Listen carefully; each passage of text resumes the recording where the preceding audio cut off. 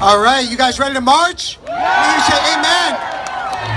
Let me hear you say amen. Amen. All right, I can't do that in my synagogue, so I like This week in our Jewish lectionary calendar, we are reading from the prophet Isaiah. Although Isaiah wrote these words after the destruction of the temple 2,500 years ago, sadly, they hauntingly still ring true today. A message of hope amidst fear and anger. Isaiah said, "Afflicted city, lashed by storms and not comforted, I will rebuild you. Yeah. Tyranny will be far from you. You will have nothing to fear. Yeah. Terror will be far removed. It will not come near you." Yeah. I got to tell you guys, there's an expression in Judaism, beshert, which means meant to be. Today we were cleaning out one of our closets in Road of Shalom, and I found something that I think was meant to be. I don't know how many people recognize this. Oh my God. This is a star from Nazi Germany.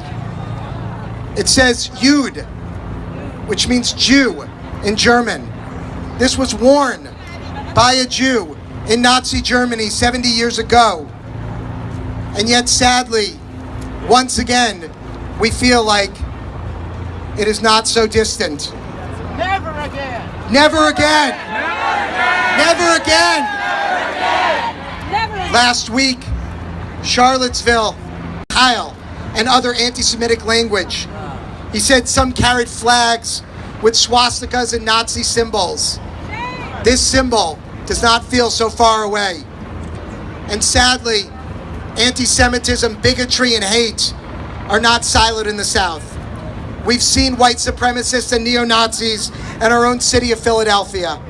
Since last November, domestic terrorists, and I will call them terrorists, have spray-painted swastikas in local parks and shop fronts. Cemeteries have been desecrated. And most recently, a young man was arrested yesterday after being caught on surveillance footage urinating on a synagogue in North Philadelphia.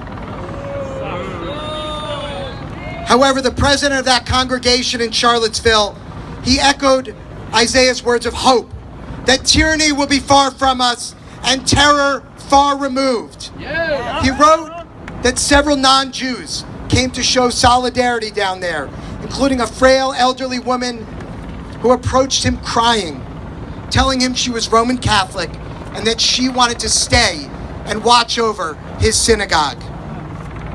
Like that elderly Roman Catholic woman in Charlottesville, all of us have come tonight to show support for one another, to say that we will not stand for racism. No. We will not stand for bigotry or hate. No. We will not stand for anti-Semitism. No. In our city of brotherly love and sisterly affection.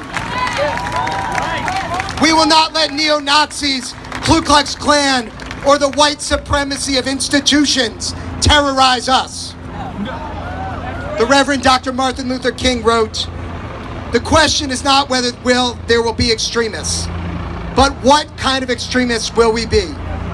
Will we be extremists for hate, or will we be extremists for love? Will we be extremists for the preservation of injustice, or extremists for justice?"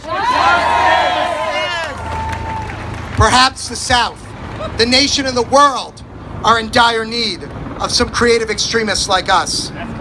Now, following in that prophetic tradition of Isaiah and MLK, we stand tonight as extremists of love and justice. As Isaiah said, tyranny will be far from us and we will have nothing to fear. Terror will be far removed and it will not come near us. When we march together, extremists of love from every race, religion, and background, we have the power to partner with God and rebuild our city. Amen. Amen. Well, let's give Rabbi Eli